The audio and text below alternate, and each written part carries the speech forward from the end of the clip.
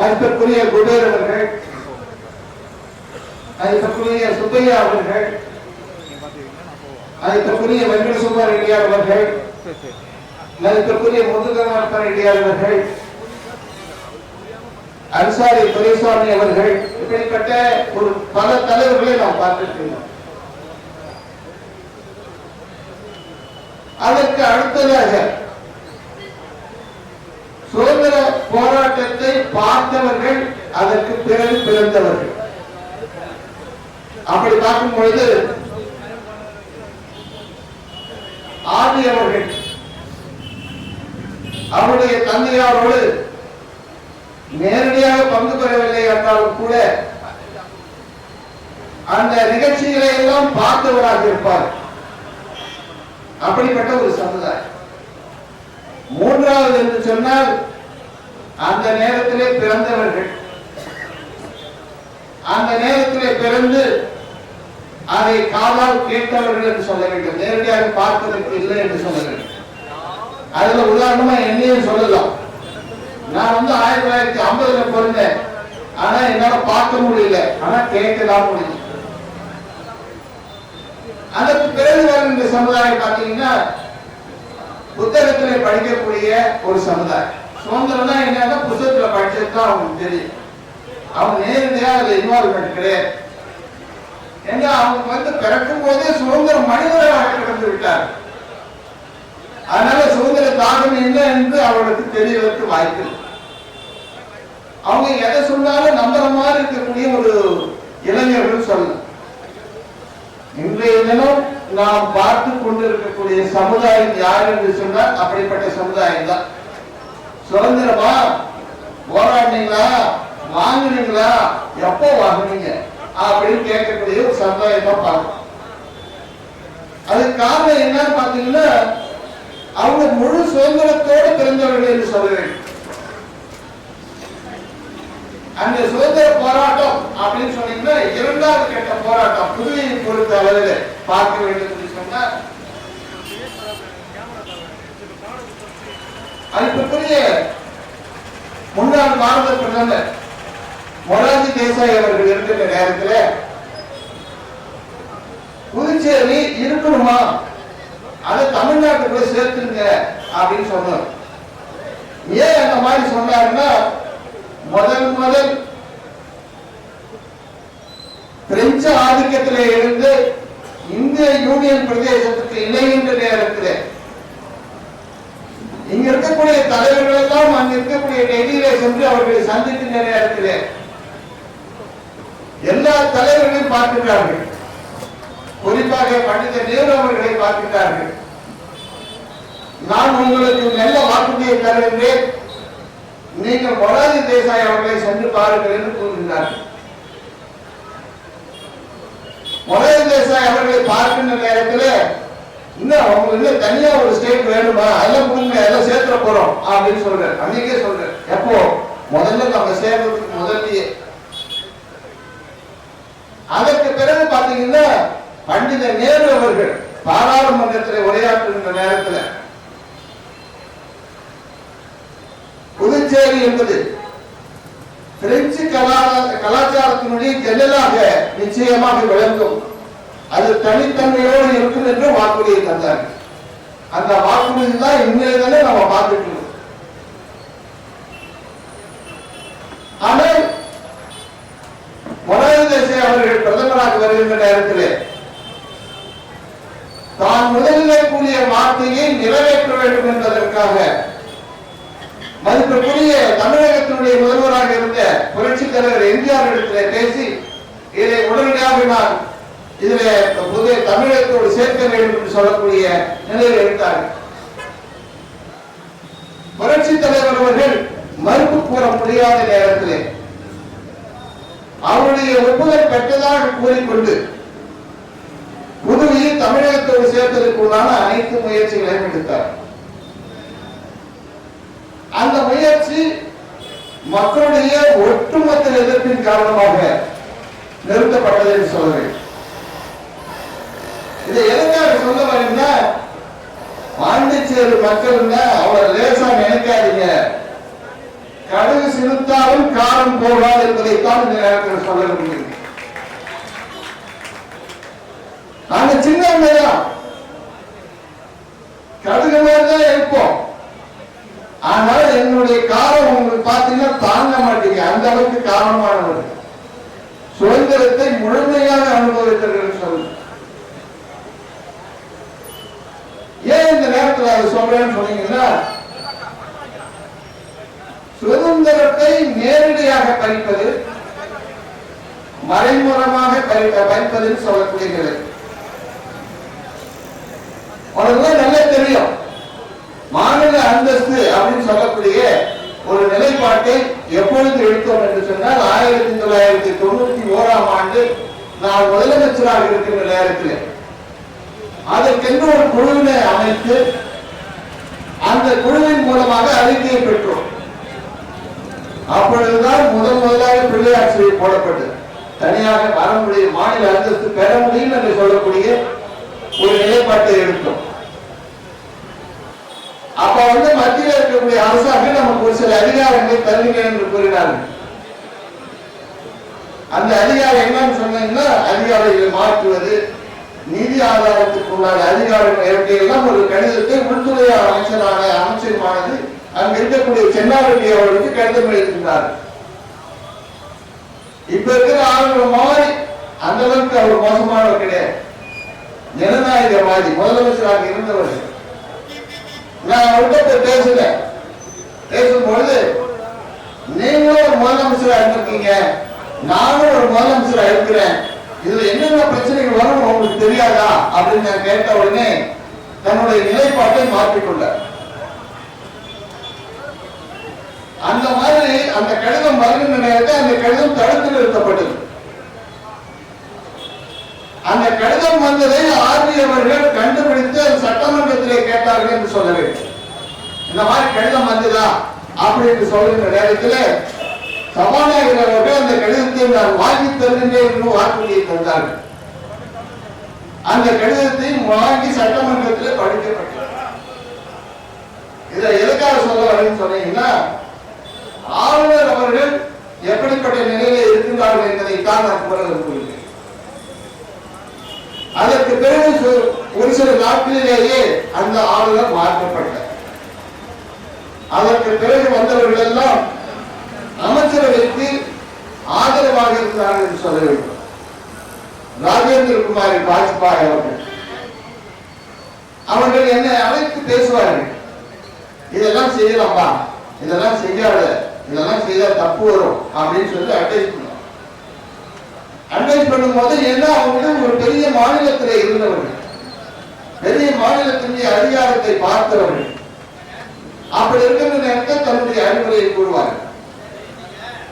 நானும் அதை ஏற்றுக்கொண்டு ஒரு சில நேரங்களில் அவர்கள் என்ன கூறுகிறார்களோ அதை ஏற்றுக்கொண்டு இருந்தாலும் கூட மக்களுடைய பிரச்சனை வருகின்ற நேரத்தில் நான் நிலையாக நின்று விடுகிறேன், நான் என்னால் மாற்றிக்கொள்ள முடியாது என்று சொல்வேன். அதற்கு உதாரணம் சொல்ல வேண்டும் என்று சொன்னால், அன்றைய தினம் ஆளுநர் அவர்கள் புதுவை குடியுரிமை, அதாவது நேட்டிவ்ஸ் ஆஃப் பாண்டிச்சேரி என்று சொல்லக்கூடிய ஒரு சட்டம், அதை நாம கொண்டாடணுமா இல்லையா, அதை கட் ஆஃப் டேட்டை டிசைட் பண்ணணும். ஆளுநர் அவர்கள் முடியாதுன்னு சொல்றாரு. நீங்க கட் ஆஃப் டேட் போட்டீங்கன்னா தலைவலி ஆயிடும் அப்படின்னு சொல்றேன். நான் என்னுடைய மக்களுடைய உணர்வு தான் நான் பார்ப்பேன். நான் சட்டத்தை எனக்கு அதெல்லாம் தெரியாது, எனக்கு இது என்னுடைய மக்களுக்கு பாதுகாப்பு தர வேண்டும் அப்படின்னு சொல்லக்கூடிய அந்த கட் ஆஃப் டேட்டை டிசைட் பண்ணணும். எப்படி டிசைட் பண்ணோம்? நாங்கள் சுதந்திரம் வாங்கிய 1954ஆம் ஆண்டு 64ஆம் ஆண்டு என்ற தேதியிலே புதுவையில இருந்தவர்கள், புதுவையை சார்ந்தவர்கள் என்று சொல்லக்கூடிய சட்டத்தை கொண்டு வரும். அதற்கு கடுமையான போராட்டம் நடந்தது. வெளியே தெரியவில்லை என்றாலும் கூட அவர்களோடு எங்களுக்கு ஒரு பெரிய போராட்டமே நடந்தது சொல்ல வேண்டும். ஆனால் அவர்கள் எவ்வளவு மறுத்தாலும் கூட கோப்புகளில் அவர்கள் எந்த வார்த்தையும் செய்யவில்லை, எந்த எழுத்தையும் செய்யவில்லை. அமைச்சரவை என்ன கூறியதோ அதை முழுமையாக ஏற்றுக்கொண்டு செயல்படுத்தினார்கள் என்று சொல்ல வேண்டும். ஏனென்றால் மக்களுடைய உணர்வை புரிந்து வந்தவர்கள் என்பதுதான் இந்த நேரத்தில் சொல்ல விரும்புகிறேன். அதே போல மறுபடியும் சொல்ல வேண்டும் என்று சொன்னார், 2000 2006ஆம் ஆண்டு உங்களுக்கு எல்லாம் தெரியும், தமிழகத்திலே என்ட்ரன்ஸ் எக்ஸாமினேஷன் என்று சொல்லக்கூடிய ஒரு நிலைப்பாடு வருகிறது. அந்த என்ட்ரன்ஸ் எக்ஸாமினேஷன் வேணுமா வேண்டாமா அப்படின்னு சொல்லக்கூடிய ஒரு நிலைப்பாடு. அந்த என்ட்ரன்ஸ் எக்ஸாமினேஷன் தமிழகத்தில் இருக்கின்ற நிலைப்பாட்டை நாம் எடுக்கின்றோம் என்று ஷாஜகான் அவர்கள் சட்டமன்றத்திலே அறிவிக்கின்றார்கள். தனியா என்ட்ரன்ஸ் இல்ல, மார்க் அடிப்படையில் தான் நாங்கள் அட்மிஷன் கொடுக்க போறோம் அப்படின்னு சொல்றாரு, அறிவிக்கிறார். அறிவித்த உடனே அது செயல்பாட்டில் வருகின்றது. ஆனால் அன்றைய தினம் இருந்த ஆளுநர் அவர்கள் அதை மறுத்து அந்த கோப்பினை திருப்பி அனுப்புகின்றார்கள். சட்டமன்றத்தில் மறுபடியும் விவாதம் வருகின்றது. எதிர்கட்சியை சார்ந்த நண்பர்கள் எல்லாம் கேட்கின்றார்கள், என்ட்ரன்ஸ் இருந்தா இல்லையா சொல்லுங்க, என்ட்ரன்ஸ் இருந்தா இல்லையா சொல்லுங்க அப்படின்னு சொல்லி முதலமைச்சர் ரங்கசாமி அவர்கள் எழுந்து இருக்கின்றதுன்னு சொல்லக்கூடிய நிலைப்பாட்டை எடுக்கக்கூடிய அளவில் எழுந்து நிற்கின்றார். நான் அவரிடத்தில் கூறினேன், தயவு செய்து நீங்கள் எந்த வார்த்தையும் கூறாதீர்கள், இது மாணவர்கள் சம்பந்தப்பட்டது. மாலையிலே நாம் அனைவரும் சென்று ஆளுநரை சந்தித்து இந்த நிலைப்பாட்டை எடுத்து கூறுவோம் என்று கூறினேன். அந்த இடங்களில் முதலமைச்சர் அவர்களும் நான் கூறியதை ஏற்றுக்கொண்டார்கள்.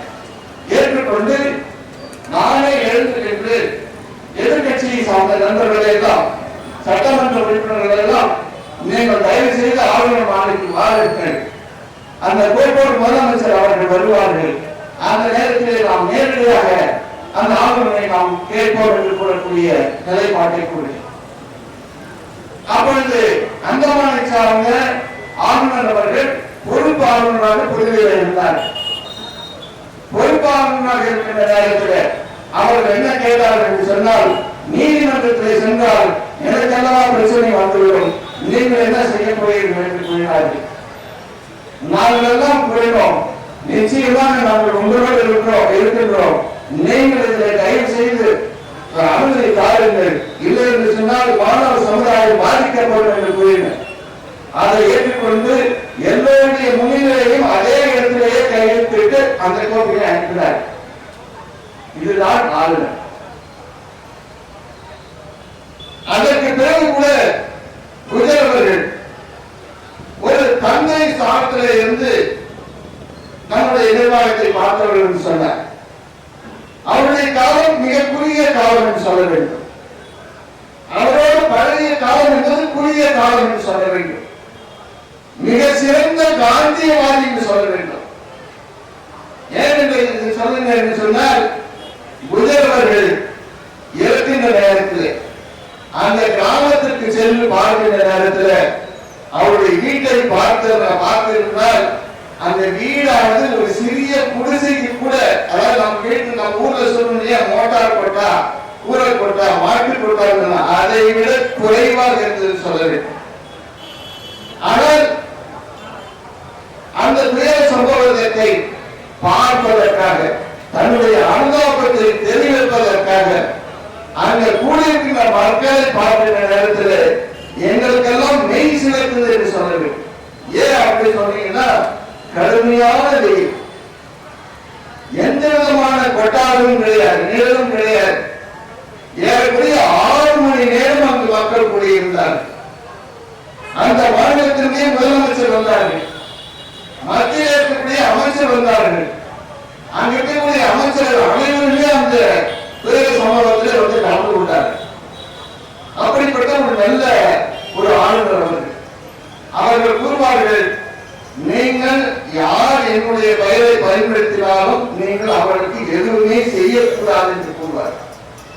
இப்படிப்பட்ட ஒரு நல்ல மனிதர் என்று சொல்ல வேண்டும்.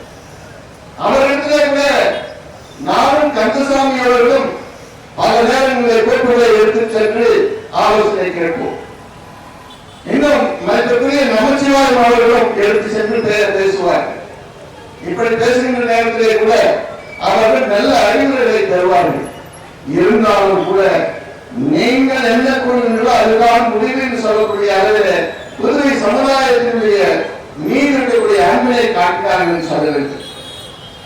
அறிவுரை என்பது வேறு, விளக்கம் தருவது என்பது வேறு, அதை நடைமுறைப்படுத்துவது என்பது வேறு.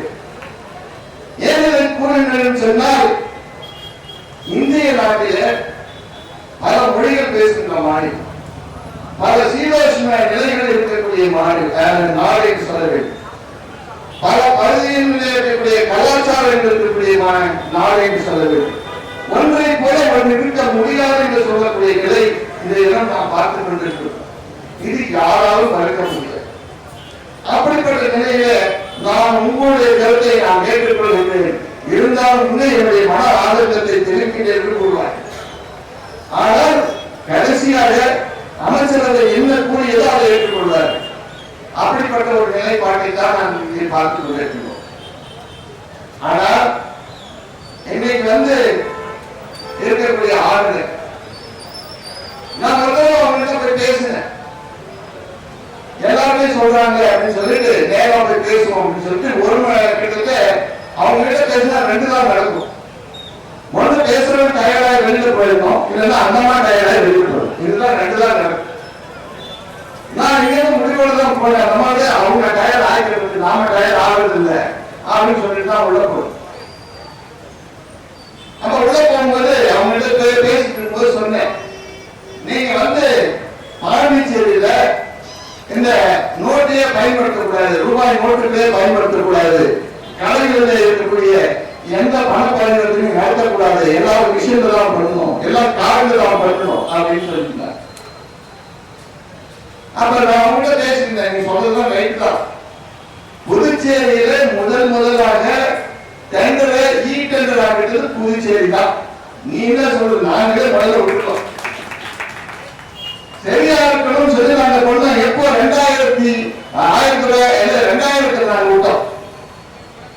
அதுக்கப்புறம் பாத்தீங்கன்னா சிரிப்பாங்க, அது எலக்ட்ரானிக்ல விட்டு பாத்தீங்கன்னா புதுச்சேரி தான் முதல். அதாவது ஊழல் இருக்கக்கூடாது என்பதற்காக முயற்சிகள் எடுத்துக்கொண்ட மாநிலம் என்று சொன்னால் புதுவை. அந்த முயற்சியை எடுத்துக்கொண்ட கட்சியானது காங்கிரஸ் கட்சி என்று சொல்றது. இப்படிப்பட்ட ஒரு நிலைப்பாடு நாங்கள் எடுத்திருக்கிறோம். நீங்க என்ன சொல்றீங்கன்னா, முனிசிபாலிட்டியில எடுத்துன்னு போய் நான் பஸ் எடுக்கணும்னா பணத்தை கட்டுறான். அங்க பணம் தேவையா இருக்கு.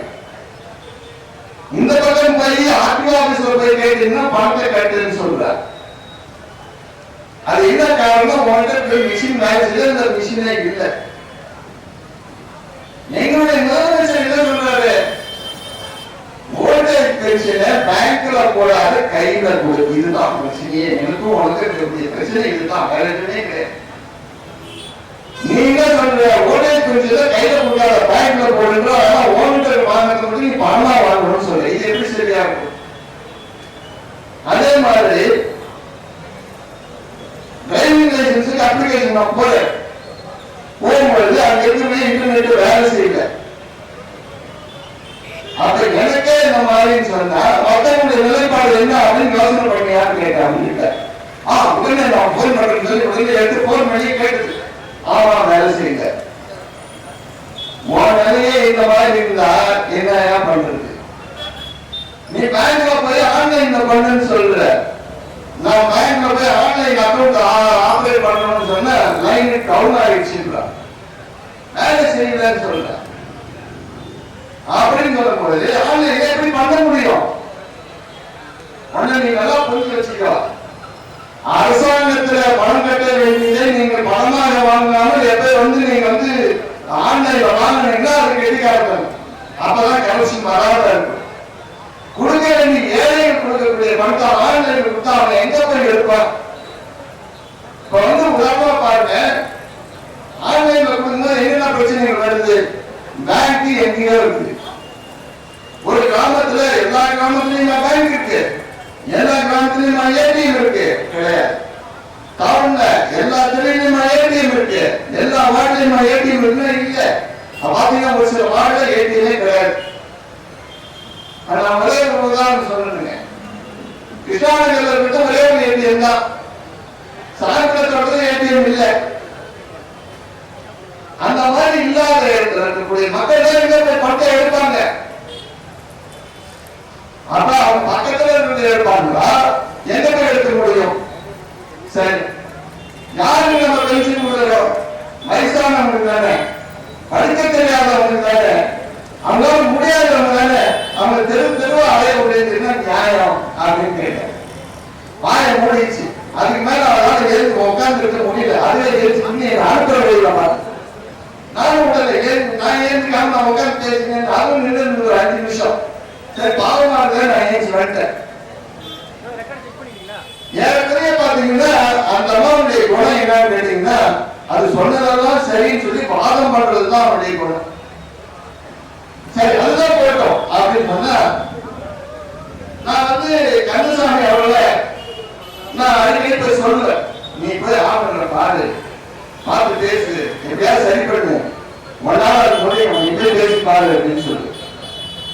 அவர் முதலமைச்சருக்கு யோசனை பண்ணிட்டு போவார். போகும்போதே என் பேரை சொல்லிட்டு தான் போவார். இவெல்லாம் போக சொன்ன முதல்ல போட்டு விட்டு தான் போவார். போயிட்டு திருப்பி ஏதாவது பேசி ஏதாவது சரியாச்சுன்னா, சரியா ஆகல, சரி சரியா விட்டு அதுக்கு பரவாயில்ல.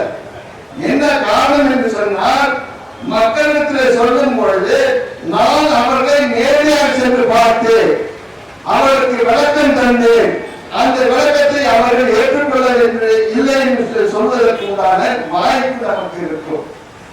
இல்லை என்று நமக்கு வாய்ப்பை இல்லாம போயிடும். என்ன சொல்றாங்க, அவங்க என்ன சொல்றாங்க, இப்ப அவங்க சிஎம் கிட்ட நான் சண்டை போட்டுனே இருக்காரு, வேற யாராவது பார்த்துக்க முடியுமா? யாரு இருந்தாலும் பார்க்க முடியாது. ஒரே உதாரணம் சொல்ற, கந்தசாமி விட்டுருவோம், நமச்சிவாய அவரு எக்ஸைஸ் பேர்ல எடுத்துட்டு போறாரு. அவர் நேரடியா இருந்த முதலமைச்சர் என்ன சொல்றாரு, நமச்சிவாய நீ ஆச்சு கவர்னர் ஆச்சு எல்லாம் ஒரு முடிவு பண்ணி பார்ப்போம் அப்படின்னு சொல்லி அனுப்பிச்சு விட்டார். அவரு டயர் ஆகிட்டார் சிஎம். நமச்சிவாய போனாரு. போய் அங்க இருக்கக்கூடிய நிலைப்பாட்டை கேட்கிற நேரத்துல தமிழ்நாட்டை உடனே 20% ஏற்றி போடுது. ஏன் ஏற்றி போடுனா, அவங்க தமிழ்நாட்டில இருந்து வந்த கொரோனா வந்துருமா, அதனால ஏற்றி போடு. இன்னொன்னு என்ன சொல்றாங்க, தமிழ்நாட்டில இருந்து இருக்கக்கூடிய சாராயங்க வரக்கூடாது, அதுலயும் கொரோனா வந்துருமா. அப்ப 2 விதத்துல அவங்க தாக்குதல் நடத்துறாங்க. ஒண்ணு வியாபாரத்தை தடுக்க வேண்டும், அதே நேரத்தில் தமிழகத்தில இருந்து இங்கு பொருள் வரக்கூடாது என்பதற்காக கொண்டு 4 ஆலைகளை 2 ஆலைகளை மூடிவிட்டு 2 ஆலைகளுக்கு மட்டும் அவர்கள் அனுமதி தருகிறார். அந்த 2 பேர் மட்டும் சமாளிக்க, ஏன்னா அவங்க 2 பேரும் அவங்க அந்த 2 பேருக்கு மட்டும்தான் இன்னைக்கு பூரா புதுச்சேரி இந்த வியாபாரம் எல்லாம் வரணும்னு சொல்லி கட்டி அந்த இடத்துல கொடுக்குறாங்க. இதுக்கு பேரு ஊழல் பேரா, என்ன பேரு? அதுக்கு உண்டான எக்ஸைஸ் கலெக்டர். நான் என்ன கேட்கிறேன், நீ வெளியில இருந்து வரக்கூடிய பொருளை நீ அளவு அதான் நியாயம். அதான் நியாயம் இல்லையா உங்ககிட்ட? இதெல்லாம் போய் நமச்சிவாயம் பேசும் பொழுது அதையும் அவர்கள் ஏற்றுக்கொள்ள. அப்புறம் முதலமைச்சரும் நமச்சிவாயம் சேர்ந்து, சரியா ஏதாவது ஒண்ணு கடை திறந்து ஏதாவது ஒண்ணு நமக்கு கொரோனா வைத்தியம் பண்ண முடியல, காசு இல்ல, சரி திறந்து போங்க அப்படின்னு சொல்லி திறக்கிறார். இதுதான் நடந்தது. அப்ப முதலமைச்சரால் முடியாது இருப்பது ஒரு பக்கம். இன்னொரு பக்கம் பாத்தீங்கன்னா, கந்தசாமியை நான் அனுப்புறேன். கந்தசாமியை போகக்கூடாது என்பது மல்லாடியுடைய வாதம். நீ போட்டு பேசிட்டு போவாத இருந்தாலும் மல்லாடிக்கு தெரியாம தான் கந்தசாமி அனுப்புறேன். இது உண்மை, நான் இல்லைன்னு சொல்லுங்க. முதலமைச்சருக்கு தெரியாதுதான் நான் அனுப்புறேன். எனக்கு எப்படியாவது ஒரு காரியம் நடக்கணுமே, குழுக்கிட்ட வேணுமே அப்படின்னு சொல்லத்தான். அதுதான் நானும் சொல்ல வந்தேன். அதாவது பூஜ்யம் தான். ஆனா ஏன் அந்த பூஜ்யத்தை நம்ம இங்க வழக்கமா சொல்லணும்னு சொன்னா, ஐயா கந்தசாமிக்கு அந்த சைபர் தான், நமச்சிவாயத்துக்கு அந்த சைபர் தான், ரங்கசாமிக்கு அந்த சைபர் தான். அதுதான் இங்க முக்கியம். என்ன சொல்லுவாங்க, ரங்கசாமி இருந்தா, அவங்க இருந்தா, இவங்க இருந்தா, பாட்ட வந்தாலும் அவ இந்த பொம்பளை மாற்றவே முடியாது. இதுதான் உண்மை. இதுதான் நான் அந்த நேரத்தில் சொல்ல விரும்புறேன்.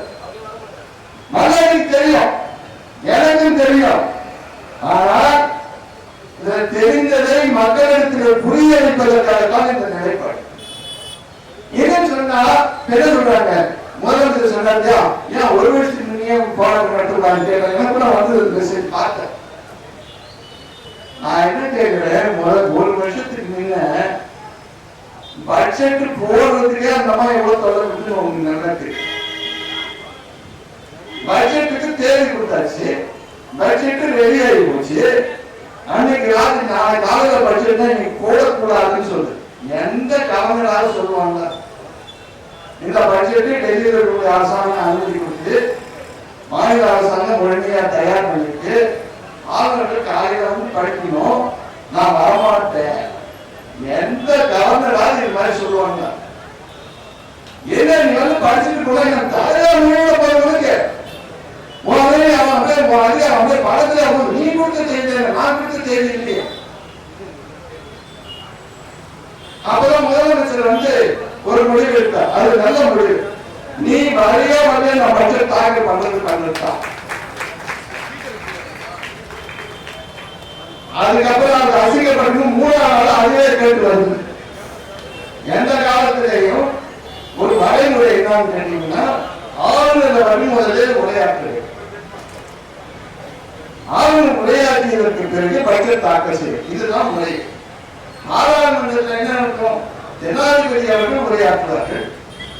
அதற்கு 2ஆம் நாள் அல்லது 3ஆம் நாள் பட்ஜெட் தாக்கல் செய்யும். இதுதான் முறை.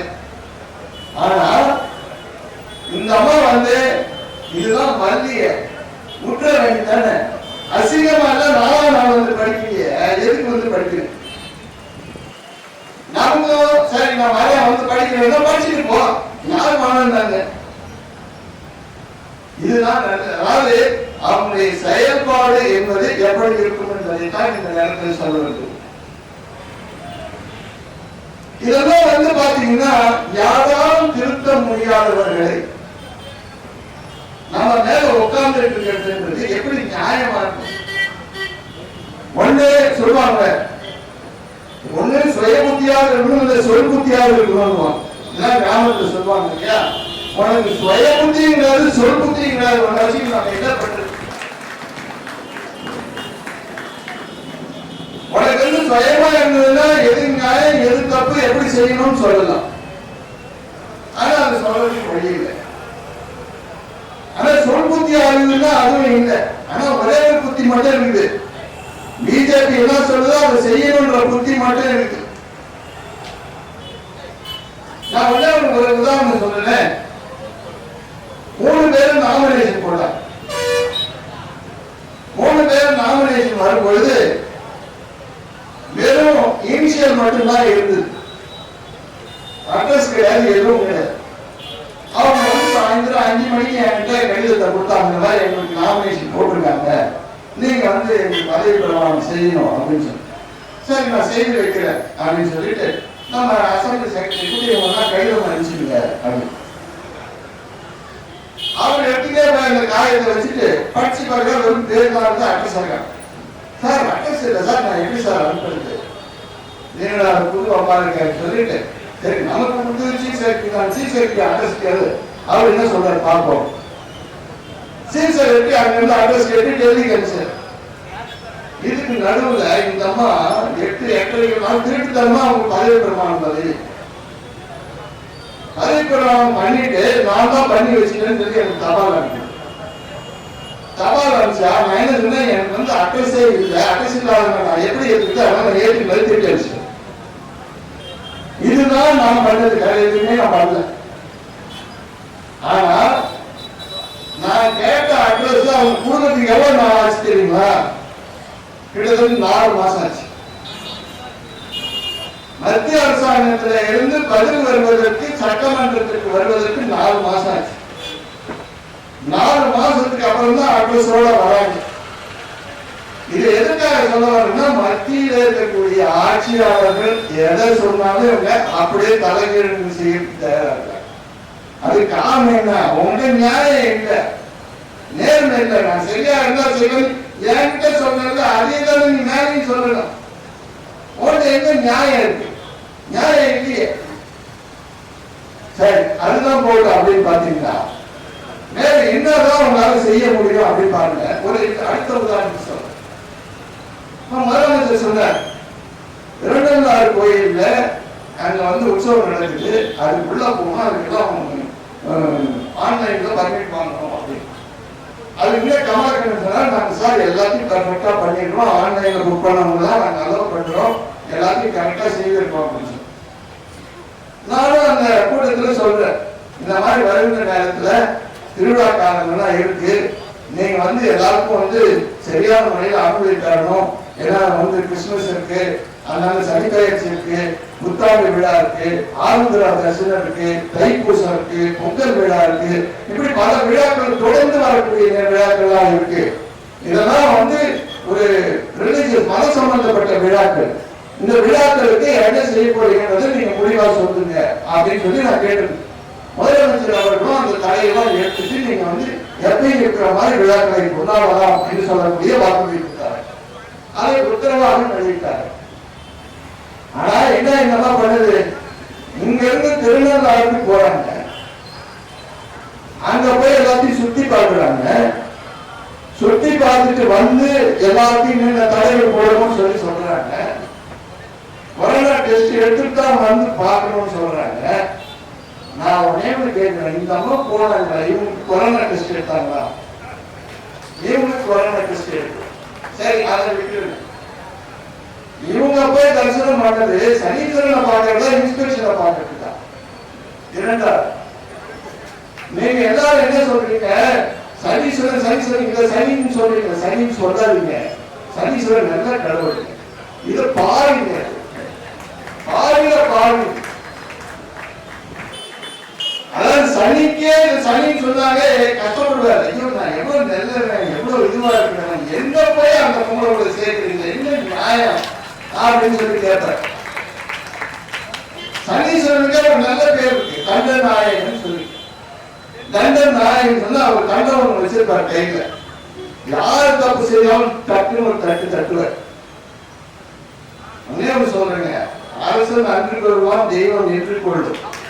இத சந்தேகம் இல்லை. நீ செய்ததற்கெல்லாம் உன்னுடைய பாவத்திற்கு உண்டான கட்டளைகள், உனக்கு பனிஷ்மெண்ட் தான் பின்னால் இருக்கு, பார்க்க போற. அதையும் நாங்க பார்க்கலாயா போவோம். நாங்க பார்க்காத வீட்டை விட்டு போக மாட்டோம். பல தலைவர்கள் எல்லாம் பார்த்துட்டேன். நான் டெல்லியில பாராளுமன்றத்தில் வீரமா நடந்து போனதெல்லாம் பார்த்திருக்கேன். இன்னைக்கு நடந்து போறதுக்கே கஷ்டப்படுறவனே பார்க்கிறேன். இதெல்லாம் பார்த்திருக்கேன். அதனால நீங்க செய்த பாவங்கள் உங்களை தொடரும் என்பது இந்த நேரத்தில் சொல்லப்படுகிறது. இன்னொன்று சொல்றேங்க, நம்ம ஊர்ல எல்லா ஊர்லயும் உங்களுக்கு தெரியும், துரோபதமன் கோயில் இருக்கு. உண்டாயிருக்க பாண்டிச்சேரியில எல்லா கிராமத்திலையும் துரோபதமன் கோயில் இருக்கு. நெருப்பு திருவிழா இருக்கும், மஞ்சள் நீர் இருக்கும். இது இல்லாத திருவிழாவே இருக்காது. திரௌபதி அம்மன்றது யாரு? பாஞ்சாலியுடைய மறுபுறம் இல்லையா? பாஞ்சாலி யாரு? பஞ்சாப் தேசத்துல பிறந்தது. துருபதனுடைய மகள். துருபதன்றதே வடக்கு நாடுன்னு சொல்லுவாங்க. பாஞ்சாலின்னு சொல்லி இன்றைய இருக்கக்கூடிய பஞ்சாப். நாங்க கடவுளா கும்பிடுறோம் பஞ்சாப்ல பிறந்த பெண்ண. பாவி ஒன்ன போய் நாங்க எங்க கொண்டாந்து போட்டு துரோபதனுடைய பேரையே கிடைக்கிறது. என்ன நியாயம் அது? நாங்க ஒரு பெண்ணை கடவுளாக பார்க்கின்றோம், கிருஷ்ணனுடைய சகோதரியாக பார்க்கின்றோம்.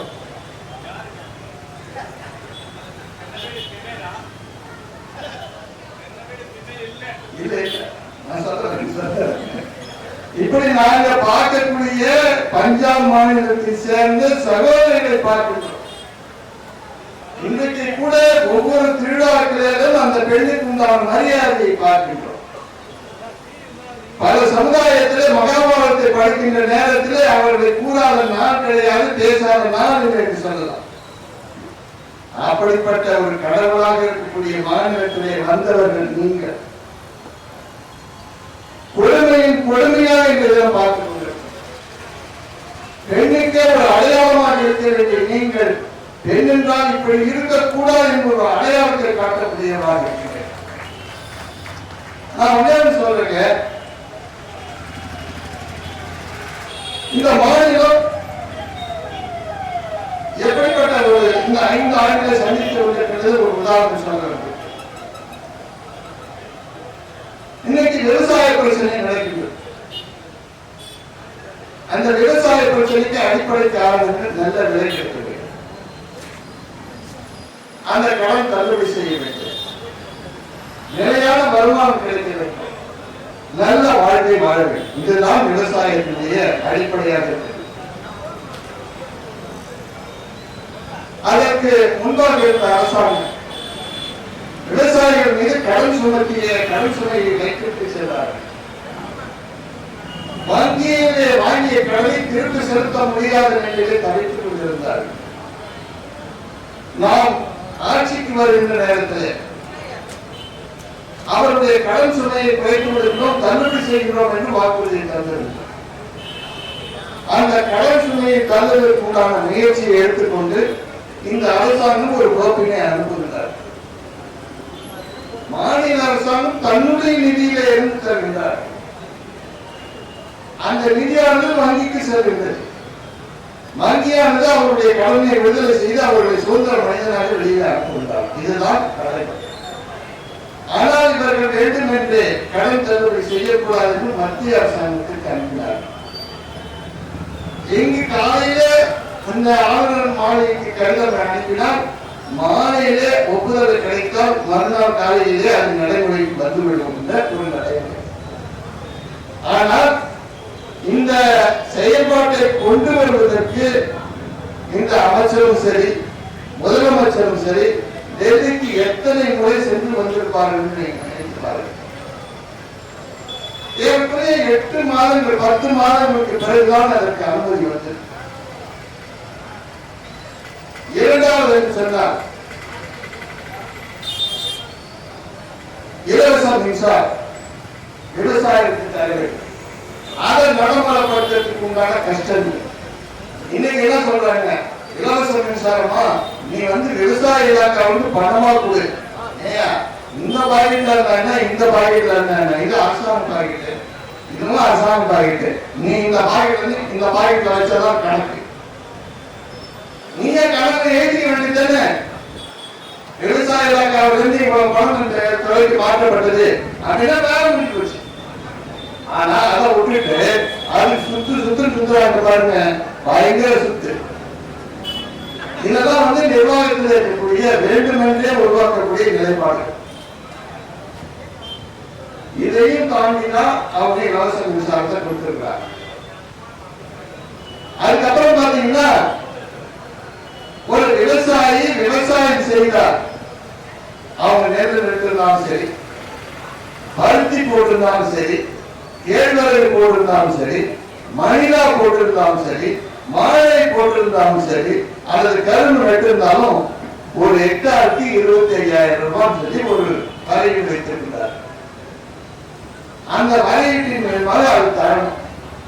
அதை தரத்துக்கு விவசாய இலாக்கால சரி பார்க்கிறாங்க, சர்டிபிகேட் வெரிஃபிகேஷன் பண்றாங்க, அதை நோட்டீஸ் போர்ட்ல ஒட்டுறாங்க, ஒட்டி வெரிஃபிகேஷன் பார்க்கறாங்க. வெரிஃபிகேஷன் பார்த்து கொடுக்கறதுக்கு அவங்க இந்த சீஃப் செக்ரட்டரி இவங்க எழுதுறாங்க பாருங்க, அவ்வளவு தலைவலி. அதை வருமா வரலாறு சொல்லி கஷ்டப்பட்டு நம்மளுடைய கமலக்கண்ணன் வாங்கி கொடுத்துருக்கேன். இன்னைக்கு நடைமுறைக்கு வந்து இது காலையிலே கேபினெட் முடிவு பண்ணால் மாலையிலே நிர்வாகத்திற்கு நடைமுறைக்கு வர வேண்டிய சட்டங்கள். ஆனா இவங்க செய்யற கோளாறுனால இவ்வளவு தடைபாடுகள். நான் என்ன கேட்கிறேன், இதுல எங்க ஊழல் இருக்கு? நான் சொன்னதுல 4 ஏதாவது ஊழல் வாய்ப்பு இருக்கா? தவறு நடப்பதற்கு வாய்ப்பு இருக்கா? இல்ல இதுவரையில் தவறு நடந்திருக்கா அப்படின்னு கேட்டீங்கன்னா இருக்க. ஆனா இவங்க என்ன சொல்றாங்க, நாங்கள் தவறு செய்ய விடாம பார்த்து கொண்டு இருக்கின்றோம். நீங்க என்னையே பார்க்கல, ஒண்ணுமே நடக்காத பார்த்துக்க, எதுவுமே நடக்கூடாது, நடக்காம பார்த்துக்கிட்டு தான் உங்களுடைய வேலை. அதையும் தாண்டி இன்றைய தினம் நிர்வாகம் அதை செய்திருக்கின்றார்கள் என்று சொன்னால் இந்த அமைச்சரவைக்கு தான் நாம் பாராட்டு. சரி, இதெல்லாம் ரங்கசாமி செய்திருக்காரா? இதுக்கு முன்னாடி ஏதோ முயற்சிகள் எடுத்திருப்பாரா அப்படின்னு பாருங்க. இதுவரையும் அவர் இருக்கும்போது செய்ததே இல்லை, நினைச்சு பார்த்தது கூட கிடையாது, செய்ததும் கிடையாது. அவருக்கு தெரிஞ்சதெல்லாம் ஒன்னே ஒண்ணுதான், மெடிக்கல் காலேஜ் சேர்ந்தாங்க, மெடிக்கல் காலேஜ் சேர்ந்தாங்க, இதுதான் அவருக்கு தெரியும். அப்ப 11 இருந்து 16 வரையும் பாத்தீங்கன்னா காலேஜ் அட்மிஷன் ஆரம்பிச்சாலே ஒரு பெரிய அலுவலை தான். எல்லாம் வந்து அவன் முறையா தூக்கி வச்சு இங்கே ஆழ்த்திட்டு இருப்பான். அதுல வந்து தனியா ஒரு ரூட் ஒண்ணு இருக்குங்க. அந்த ரூட் என்னன்னா ஸ்போர்ட்ஸ் கோட்டா. அதுக்கு ஒரு சர்டிபிகேட் கொடுக்கறதுக்கு ஒரு ஆளு, அவர் சர்டிபிகேட் கொடுப்பாரு, இவர் அட்மிஷன் போடுவாரு, அவர் உள்ள போவார். இதெல்லாம் உலக தெரியாத பொங்கலுக்கு. அதாவது விளையாட்டு போட்டியிலே இல்லாத ஒரு விளையாட்டை அதற்கென்று ஒரு சர்டிபிகேட்டை கொடுத்து அதையும் அந்த அரசாங்கம் ஏற்றுக்கொண்டு அவர்களுக்கும் அந்த சீட்டை கொடுத்திருக்காங்க. ரங்கசாமி ஆட்சியில் தானே, நம்ம ஆட்சியில் கிடையாது. நம்ம ஆட்சியில் கரெக்டா போயிட்டே இருக்கும். இப்ப ஒரே ஒரு உதாரணம் சொல்றேங்க. காலேஜ் அட்மிஷன் நான் வந்து காலேஜ் எல்லாம் பார்த்துட்டேன், நான் போயிட்டேன், ஒவ்வொரு காலேஜ் நான் ஓடினேன், அந்த காலேஜுக்கு இந்த காலேஜுக்கு ஓடிச்சு அவங்க பேர் விசாரணை, இவங்க பேர் விசாரணை, சிபிஐ விசாரணை அப்படி இப்படின்னு சொல்லிச்சு. உடனே வந்து மல்லாடி மாட்டினாரு எதிர்கட்சிக்கார கத்துனா மாட்டிக்கிட்டு அந்த பொருள் தான். இதுவரையும் சிபிஐ விசாரணையில ஏதோ முடிவு சொல்லிருக்காங்கன்னா எதுவுமே இல்லை, என்னன்னா கேஸே இல்ல. கேஸே இல்லை, வெட்டியா இருந்தேன், எனக்கு நிறைய வேலை இருக்கு, என்ன போய் சொல்ல முடியாது. இதுதான் நடக்கும். அதுக்கு வந்து சிபிஐ மெட்ராஸ் வந்துதான் வரும். இப்ப நம்ம வந்த உடனே சிபிஐ மெட்ராஸ் வந்து கூப்பிடுறது கஷ்டப்படுது இருந்தோமா, அதனால கூப்பிட்டு போலீஸ் ஸ்டேஷன் அந்த சிபிஐ ஸ்டேஷனே ராஜ்பாஸ் வச்சு யாராவது வேணும்னா உஸ்கோ இப்படி உஸ்கோ இல்லாத இப்படி இல்லாத இப்படி வந்து சிபிஐ வச்சு சரி நீ சிபிஐ கொண்டாந்து வச்சுக்கல. எத்தனை பேரடி விஷயங்களை சொல்றோம். நான் வந்து அமைச்சர்களுக்கு நல்லா தெரியும். நான் வந்து 2008 பதவி ஏற்றுக்கிற உடனே முதல்ல இல்லை நான் என்ன செஞ்சேன், எல்லாருக்கும் அதிகாரத்தை பிரிச்சு கொடுங்க அப்படின்னு சொல்லி. அதாவது 2 கோடி ரூபாய் முதலமைச்சருக்கு அவர் அனுமதி கொடுத்து அமைச்சர்களுக்கு 50 லட்சம் ரூபாய் இல்ல 1 கோடி ரூபாய், செக்ரட்டரிக்கு 1 கோடி ரூபாய், அங்க இருக்கக்கூடிய செயலாளருக்கு அதாவது டைரக்டருக்கு 10 லட்சம் ரூபாய் சொல்லி ஒரு நிர்வாக உத்தரவு நம்ம போட்டோம். அந்த காலத்துடைய விலையில வச்சு அது எதுக்காக பாத்தீங்கன்னா காரைக்கால தெருவில் பைப்லைன் போடணும்னு கேட்பாங்க. உடனே அங்க இருக்கிற அதிகாரிகள் நீங்க டைரக்டருக்கு அனுப்புவோம். இவர் டைரக்டர் செக்ரட்டரி இருப்பார், செக்ரட்டரி மந்திரிக்கு வைப்பார், மந்திரி சிஎம் வைப்பார், சிஎம் வந்து ஃபைனான்ஸ் செக்ரட்டரி போவோம். இது சுத்தி வர்றதுக்கு கூட டைரக்டருக்கு தான் 1.5 வருஷம் ஆயிடும். இல்ல ஒரு பைப் லைன் போறதுக்கு அவர் நினைப்பார். அப்ப நான் கொடுத்ததுக்கு அப்புறம் அந்த அதிகாரத்தை அவர்களுக்கு அதாவது நான் என்ன சொன்னேன்னா புதிய அதிகாரத்தை தலைமை நிர்வாகி தானே, டைரக்டர் தானே, செக்ரட்டரி தானே, தப்பு சொன்னா மாற்றிக்கலாம். நம்ம என்ன இருக்கு, நாம தப்பு செய்தாலும் தப்பு, அவன் தப்பு செய்யலாம், அவன் தலை இருக்கு, அவன் மாட்டிக்கிறான், அவன் பேர் விசாரணை இருக்குது, அவன் பேர் என் பேர் இருக்கும்போது மாத்திக்கிறான். அப்ப அவன்கிட்ட பொறுப்பை கொடுத்த உடனே பயத்தோடு வேலை செய்யக்கூடிய காலத்தை நாம் பார்க்கிறோம். நிர்வாகம் சரியாக இருந்ததுன்னு சொல்றோம். வந்து உதாரணமா பாத்தீங்கன்னா எல்லா அதிகாரத்தையும் நாம அஞ்சல் வந்து கடல் காரைக்கால் கலெக்டருக்கு முழு அதிகாரம் கொடுத்தோம், மாநில அட்மினிஸ்ட்ரேட்டருக்கு முழு அதிகாரம் கொடுத்தோம், ஏழு அட்மினிஸ்ட்ரேட்டருக்கு முழு அதிகாரம் கொடுத்தோம், 7வது டிபார்ட்மெண்ட்டுக்கு அதிகாரம் கொடுத்தோம். அந்த மாதிரி எல்லா துறைக்கு என்ன அதிகாரம் அவங்க நிர்வாகத்தில் நீங்கள் செயல்படுங்க, தேவைப்பட்டால் உங்களுடைய அமைச்சருடைய அனுமதியை வாங்கிக் கொடுங்க சொல்லக்கூடிய ஒரு கண்டிஷன் தான் கொடுத்தோம். செயல்பாடு. ஆனா இன்னைக்கு வந்து பாத்தீங்கன்னா இந்த வீக்லி ரிப்போர்ட் அந்த அம்மா போடுற பேப்பர்ல வீக்லி ரிப்போர்ட் போடும்போது நான் பார்த்தேன் 1 லட்சம் ரூபாய்க்கு நான் அனுமதி அளித்தேன், 50,000 ரூபாய்க்கு அனுமதி தந்தேன், 25,000 ரூபாய்க்கு அனுமதி தந்தேன் அப்படின்னு சொல்லி பார்த்தேன். நான் வந்து சிஎம் கேட்டேன், என்னங்க 1 லட்சம் 2 லட்சத்துக்கு தான் அனுப்புறாங்க, அதை ஏன் தலையிட்ட கேட்கல அப்படின்னு. அதாவது இவங்களுடைய நிலைப்பாடு ஒரு எல்டிசிக்கு கீழே போயிட்டுங்க.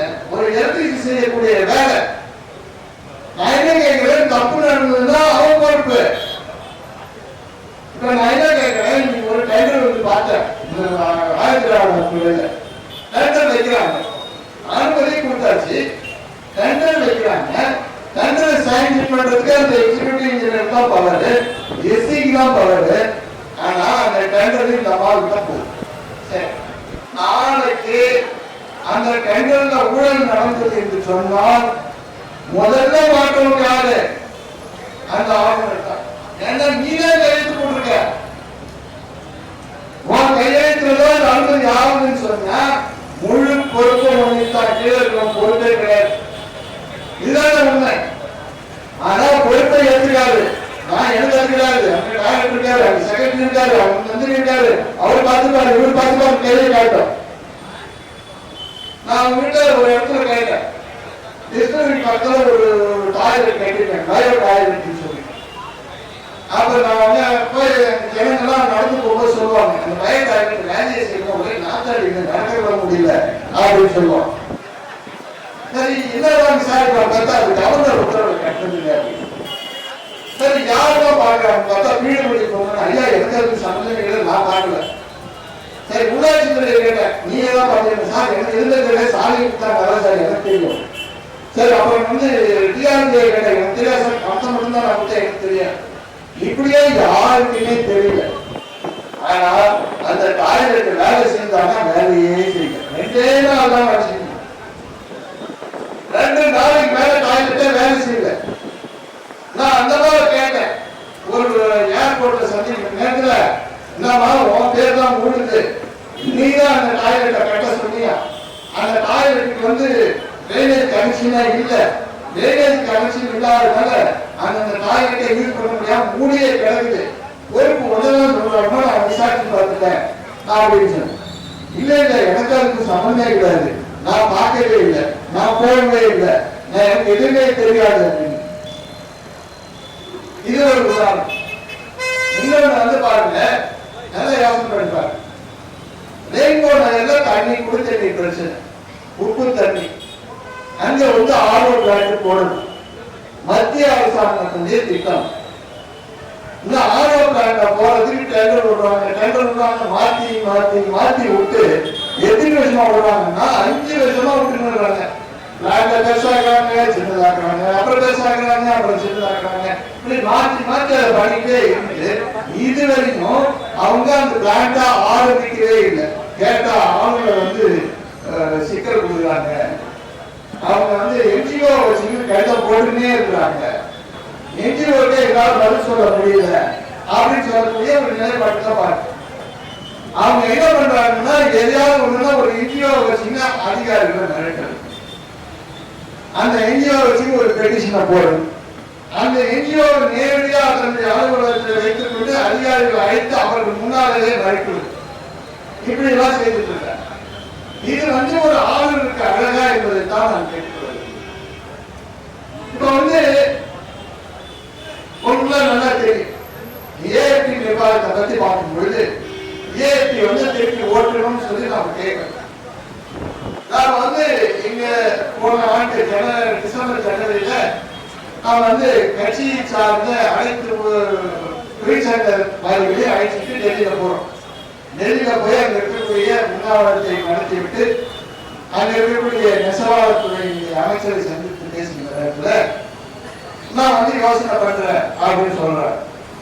ஆனா இந்த மாதிரி என்ன பண்ணுது, அதை மூடத்துக்கு உத்தரவு, அரசாங்கத்தை கேட்காமலேயே அரசாங்கத்துடைய அனுமதி இல்லாமலே மூடத்துக்கு உத்தரவு போடுறாங்க. இதெல்லாம் வந்து யார் இருந்தாலும் இந்த மத்திரத்திலே முடியாது. ஆலை கந்தசாமியா இருந்தாலும் சரி, நமச்சிவாயமா இருந்தாலும் சரி, கமலக்கண்ணனா இருந்தாலும் சரி, ஏன் அந்த கடவுள் சொல்றீங்க, அந்த ரங்கசாமியா இருந்தாலும் மாற்ற. நான் ஒன்னே ஒண்ணுதான் கேட்கிறேன், ரங்கசாமி, நீங்க அந்த அம்மா செய்யறதெல்லாம் உண்மை ஏத்துக்கலாம் நீங்க சொல்றீங்களா? இவங்க அன்பழகன் இருக்காரு, அவர் என்ன சொல்றாரு, யூகோன்னு சொன்னார்ல, அந்த யூகோ அன்பழகன் என்ன சொல்றேன், நான் ஒன்னே சொல்றேங்க, நாம வந்து கவர்னரை ஏற்றி இந்த போராட்டத்தை ஒரு பெரிய போராட்டத்தை நடத்துறோம், வீரமா நடத்துறோம். இந்த அன்பழகன் மேடையில பேசினாரு யூகோன்னு சொல்லிட்டு, மறுநாள் ரோஷம் இருந்தது. ஒரு பெரிய போராட்டத்தை நடத்திட்டு ஒரு போராட்டத்தை நடத்தி கவர்னரை மாத்திய தீர்வு ஏதாவது சத்தம் போடுறா? சத்தம் போடல. ஏன்னா அவருக்கு சபைக்கு இல்லை. அவருக்கு சத்தம் போடுறதுக்கு ஆள் இல்லையா? அவருக்கு தப்பு இல்லை. அவருக்கு உடனே என்கிட்ட சபாநாயகர்கிட்ட நான் இருக்கும்போது இந்த மாதிரி நடந்தது என்கிட்ட ஒரு காயில கொடுக்குற, நான் ஒரு லெட்டர் ஒரு கம்ப்ளைண்ட் கொடுக்குறேன், எனக்கு பதில் சொல்லு அப்படின்னா நான் என்ன சொல்றேன், நீ போய் யோசனை பண்ணி இதை லீகலா பார்த்துக்கணும், நான் தலையிட முடியாது. இல்ல நீ தலையிட்டுதான். ஏன் என்கிட்ட வர? நீ ஒரு கட்சி தலைவர், அதிமுக தமிழகத்தில் ஒரு ஆளுங்கட்சி மெஜாரிட்டியா இருக்கிற, தினம் ஸ்டேட்மெண்ட் கொடுக்குற, தினம் அறிக்கை கொடுக்குற, தினம் பேசுற, உனக்கு தெரியாதே இல்லைன்னு சொல்லலாம். அந்த அளவுக்கு பேசுறாங்க. நீ அதுக்கப்புறம் அந்த மேடை விட்டு இறங்கி வந்திய, நீ ஏதாவது பேசுனியா, ஏதாவது ஒரு போராட்டம் பண்ணியா, ஏதாவது வீரமா பேசுனா உனக்கு அதுக்கு மாடா ஒரு 4 நாள் சொன்னேன். அண்ணன் தம்பி 2 பேரும் போய் பாருங்க. எதுக்கு பாருங்க? அதுக்கு யூகோ சொல்ல அங்கேயே உட்காந்து போக வேண்டியதான் கம்பெனி. அந்த போய் யூகோ டிராமா போட்டு ஈகோ வெளியே நிற்கிறது. நம்ம ரங்கசாமி வச்சுங்க, அவர் என்ன பண்றாரு? அந்த அம்மா வரும்போது வருவாரு, அந்த அம்மா போகும்போது போவார். அந்த அம்மா சட்டமன்றத்துக்கு வந்தாலும் இவருக்கு வருவார். அது என்ன சட்டமன்றத்துக்கு காட்டுனுச்சா இல்ல அந்த அம்மாவும் காட்டுனுச்சா? அந்த அம்மா காட்டுன்னு பொண்ணு நீ ராஜ்நிவாசம் போய் போடு. ராஜ்நிவாசத்துக்கு போய் அட்டெண்டன்ஸ் போட மாட்டாரு, இங்க வந்து அட்டெண்டன்ஸ் போடுவார். சரி, அட்டெண்டன்ஸ் போட்டா திருப்பி ரெகுலரா வருவார் பாத்தீங்கன்னா அந்த அம்மா அப்படி வெளியில போய் வண்டி ஏறிச்சுன்னா இவரு இன்னொரு வண்டியில ஏறி போயிடுவார். அப்ப உங்களுடைய நிலைப்பாடு என்ன? கவர்னர் செய்யறது சரின்னு சொல்றியா, மோடி செய்யறது சரின்னு சொல்றியா இல்லையா? அது சொல்லுவாரு. நீ சொல்ல நாங்க மத்தியில ஆட்சியில் இருக்கும்போது நாராயணசாமி கேட்டுட்டாரு, நாங்க கேட்டது ஒன்னாவது சொல்லியா பார்ப்போம், ஒன்னாவது சொல்லி பார்ப்போம். சரி, நாங்க தான் கேட்ட மாதிரியே வச்சுப்போம். நீ மோடிக்கு 2 வருஷம் ஆட்சியில் இருந்த, நீ என்ன சாதிச்ச? 2 வருஷம் என்ன சாதிக்க முடிஞ்சது? மாறியதெல்லாம் மாறி வளர்ந்து அவ்வளவுதான். எதுவுமே பண்ணல. மாறியத்தை போட்டவுடனே ஆளுக்குதான் மாறியத்தை வாங்கி கொடுத்த. யாரெல்லாம் மாறிய வாங்கினா அவன் எவனும் கூட இருக்க இருக்கானு சொல்லி பார்ப்போம்.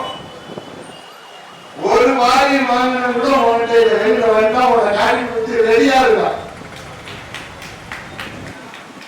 இன்னைக்கு யாரு எதுவுமே இல்லாத ஒரு ஆள் தான் உங்க கூட பின்னால் சுத்தி நிற்கிறார். அன்னைக்கு இருந்த ஆள் யாருமே உங்ககிட்ட இல்லை. இதுதான் உண்மை. இதெல்லாம் புரிஞ்சுக்க முதல்ல. கட்சின்னு இருந்தாலும் கட்சிக்கு பின்னால தொண்டான்னு இருந்தாலும் உங்க கூட இருப்பாங்க. நீ வந்து தனிப்பட்ட சொத்துன்னு நினைச்சீங்கன்னா சொத்து காணாம போயிடும். நீ எந்த உன் கட்சியை உன் சொத்தாதான் நினைக்கிற. எனக்கு அப்புறம் நீ எடுத்துக்கோ, எனக்கு அப்புறம் நீ எடுத்துக்கோ, உனக்கு அப்புறம் நீ எடுத்துக்க. உன் அக்கௌண்ட் சொத்தா இது? நான் இப்ப வாரிசு, நான் அவங்ககிட்ட கொடுக்குறேன், மருமகிட்ட கொடுக்குறேன், மச்சான்கிட்ட கொடுக்குறேன், பையன்கிட்ட கொடுக்குறேன். யாருக்கிட்ட ஏமாற்று? இன்னும் உன் நிலத்துல அத்தனை பேர் ஏமாந்தாங்க. அவனும் புத்திசாலியா? ஒன்ன மாதிரி இல்ல. அவன் நல்லா படிச்சு மெட்ரிக் தான் படிச்ச, உன்னோட நிறைய படிச்சதுமே இருக்கலாம். ஒரு தடவை தான் ஏமாந்தான், இன்னும் யாரும் ஏமாந்தான். நீங்க நல்லா யோசனை பண்ணி பாருங்க. அந்த 5 வருஷத்துல அவர் சாதிச்சது பாத்தீங்கன்னா ஒன்னே கிடையாது. நாம ஆரம்பிச்ச மெடிக்கல் காலேஜ், நாம ஆரம்பிச்ச மருத்துவ ஹாஸ்பிட்டல், குழந்தைகள் மருத்துவமனை, நாம தான் அஜயநத்தம் பாலத்தையும் நாம தான் முடிச்சோம், அண்ணாந்திர பாலத்தையும் நாம தான் முடிச்சோம். கத்திரிக்கோள் தான் அவருது, நீங்க எல்லாம் நம்புறது. சரி, இந்த 5 வருஷத்துல நீ என்ன சாதிச்ச? அப்படின்னா ஒண்ணுமே இல்லை. இன்னைக்கு பாரு, நீ காமராசர் உயிரை விட்டிய அந்த மணிமண்டபத்தையே நாங்க கட்டி கொடுக்கிறோம். திறக்க முடியாது, உனக்கு அந்த தரசு இல்ல. இன்னைக்கு நாங்க திறக்க பாரு. இதெல்லாம் எதை வச்சு பண்றோம்? இந்த கீழன் பெரிய வச்சே பண்றோம். இந்த கீழன் பெரிய இல்லைன்னு சொன்னா எப்படி யோசனை பண்ணிட்டார்? ஒரு நல்ல ஒத்துழைக்கக்கூடிய ஆளு இருந்தாங்கன்னா எப்படி யோசனை பண்ணிப்பாரு? நான் மல்லாடி விட்டோம், நான் மல்லாடி வச்சுங்க. இந்த கீழன் பெரிய இல்லைன்னு சொன்னா இன்னைக்கு அவர் போட்ட கடையால எப்பயோ முடிச்சு தரக்கூடா பண்ணிருப்பார். அவனே கேட்கிறேங்க, அந்த தடுப்படை இவங்க அந்த ஊரை பார்த்துருந்தாங்கன்னா தெரியும். 1997 பயங்கரமான ஒரு பயிர் அடிக்கும் போது எவ்வளவு பேர் செத்தாங்கன்னு நான் போய் கண்ணோட பார்த்துருந்த நேரத்துல கடல் எத்தனை பேர் இழுத்துன்னு போச்சு, எத்தனை பேர் கொலை கிடைக்கும் உனக்கு தெரியுமா? காலம் பணம் எத்தனை பேர் உனக்கு தெரியுமா? எதுவுமே தெரியாத கையில மாதிரி நான் நிற்கிறேன். நான் ஒன்னே கேட்கிறேங்க, ஒரு உயிர் பேசா உன்னை கோழி பேசா? நீ கோழி கோழி பேசுறீங்க. ஒரு உயிர், அந்த உயிரை ஒன்னால காப்பாற்ற முடியுமா? அன்னைக்கு நான் போய் பார்த்தேன் அந்த இடத்துல. அதாவது அந்த கடலுக்குள்ள திருப்பி போகும்போது எத்தனை பேர் அடிச்சுட்டு போனாங்க, யாருக்கு கணக்கு வழக்கே கிடையாது. இந்த சாவத்திரி பக்கத்துல தரப்பேட்டாவா அந்த மாதிரி இருக்கக்கூடிய இடத்துல ஓட்டெல்லாம் எங்க இருக்கு தெரியுங்களா? கிட்டத்தட்ட 5 மைல் 6 மைல் 10 மைல் உள்ள இருக்கு போட்டெல்லாம். அந்த போட்டு அவ்வளவு தூரம் வந்ததுன்னா மனுஷனால தூக்க முடியாத ஒரு போட்டு, மிஷினால தூக்க முடியாத ஒரு போட்டு.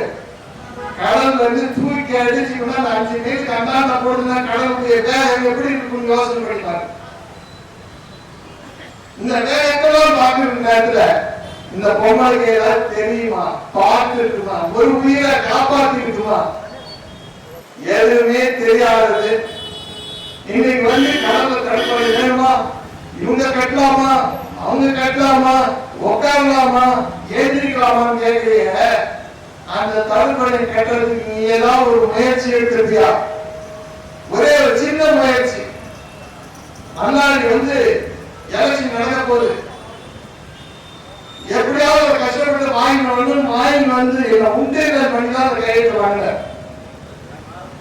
கையெழுத்து வாங்கி டெண்டரை வச்சோம். வேலை நடக்க ஆரம்பிக்கும் போது ஆட்சி மாறிச்சு. அங்கசாமி, நான் ஒன்னே ஒன்று கேட்கிறேன், உனக்கு மனசுல ஈரம் இருந்தா அந்த செயல்பாடு அந்த திட்டத்தை நீ நடத்திருக்கணுமா இல்லையா? மல்லாடி கொண்டு வந்தாலும் சொல்லி காங்கிரஸ் ஆட்சியில வந்தது சொல்லித்தாலும் நீ அது ஒளிவே செய்யாத இருக்கு. ஏன் உனக்கு யாருமே இல்லையா? உன் சொந்தக்காரன் மட்டும் நான் ஆயிடுமா? மீனவனை யாரும் வாழக்கூடாதா? அங்க அத்தனை பேரும் பாதிக்கப்பட்டிருந்தார். அதுபோதும் தன்னுடைய முயற்சியெல்லாம் எடுத்தார். அவன் பார்த்தீங்கன்னா எடுக்கல. அவருக்கு வேண்டியதுதான் அவருடைய சுகம்தான், அந்த நாற்காலி தான். அந்த நாற்காலி நம்ம கொடுக்கும் எதிர்பார்க்க. அவருடைய எதிர்பார்ப்பெல்லாம் நிதிஷ்குமார் மாதிரி தன் முதலமைச்சர் அறிவிச்சிருவாங்க.